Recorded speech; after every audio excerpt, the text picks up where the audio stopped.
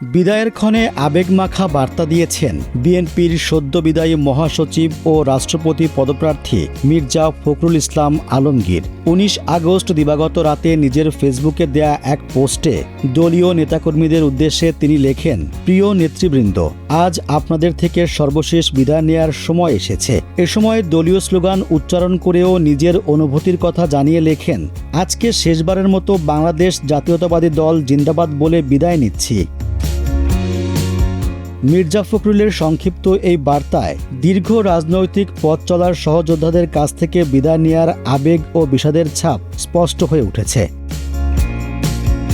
মির্জা ফখরুল ইসলাম আলমগীরের নতুন পথ চলার জন্য দোয়া ও শুভকামনা জানিয়েছেন জাতীয় নাগরিক পার্টি এনসিপির উত্তরাঞ্চলের মুখ্য সমন্বয়ক সার্জিস আলম। ফেসবুক পোস্টের মন্তব্যের ঘরে দেয়া প্রতিক্রিয়ায় তাকে বাংলাদেশের রাজনীতির একজন সর্বজন শ্রদ্ধেয় ও সজ্জন রাজনীতিবিদ হিসেবে উল্লেখ করেন।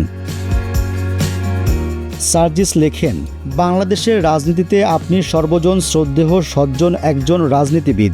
দলমত নির্বিশেষে আপনি মানুষের কাছে গ্রহণযোগ্য একজন ব্যক্তিত্ব। ফ্যাসিবাদ বিরোধী আন্দোলনে মির্জা ফখরুলের ভূমিকার প্রশংসা করে আরও বলেন, ফ্যাসিবাদ বিরোধী দীর্ঘ লড়াইয়ে আপনার সংগ্রাম ত্যাগ আমাদেরকে অনুপ্রাণিত করেছে, দৃষ্টান্ত স্থাপন করেছে। মহান সৃষ্টিকর্তা আপনাকে সম্মানিত করেছেন। মির্জা ফখরুলের সামনে এগিয়ে চলার পথ যেন দেশের কল্যাণ ও ন্যায় প্রতিষ্ঠার জন্য হয়, এমন প্রত্যাশা ব্যক্ত করেছেন এনসিপির এই নেতা। সার্জিস আলম লিখেছেন, আপনার এই নতুন পথ চলা ভালোর জন্য হোক, ইনসাফ প্রতিষ্ঠার জন্য হোক, বাংলাদেশের মর্যাদা প্রতিষ্ঠা ও সার্বভৌমত্ব রক্ষার জন্য হোক। এছাড়াও বিএনপির তৃণমূলের নেতাকর্মীরা প্রতিক্রিয়া জানিয়েছেন, তাদের কাছে মির্জা ফখরুল শুধু দলের একজন শীর্ষ নেতা নন, বরং বিএনপির দুঃসময়ের পরীক্ষিত সঙ্গী ও একজন ত্যাগী রাজনীতিক। দীর্ঘ রাজনৈতিক আন্দোলনে মির্জা ফখরুলের সঙ্গে কাটানো নানা স্মৃতির কথা মনে করে আবেগাপ্লুত কমেন্ট লিখছেন অনেকে।